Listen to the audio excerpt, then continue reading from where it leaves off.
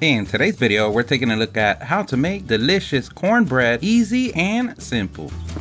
This is so easy, anyone could do. Everything that we use on the video, we're going to leave a link on the description. Don't forget to like the video and subscribe. That does help us out a lot. Thank you. So you woke up today and you have corn in your mind, but not just any regular corn, the one that gets your sweet tooth happy. Don't worry, here at the StatUpBox team, we've got your back. In this particular recipe, we're going to use our cast iron pan. And because we love the crust on our cornbread, we're going to go ahead and preheat it on the oven for 400 degrees Fahrenheit or 204 Celsius. Meanwhile, we get all the ingredients ready. If you don't have a cast iron pan, you can always use your favorite bakeware, because remember, you are the king, queen, both or none of your castle. Now that we turned up the heat on this household and we have our sexy clothes on, we're ready to start with our first ingredient, and that is 1 cup and 1/4 of flour, or about 150 grams. Our next ingredient is 1 cup of cornmeal, or about 179 grams. Next ingredient is 1 teaspoon of salt, or about 5.9 grams. Our next ingredient is sugar, and that's about 3 tablespoons, or about 37.5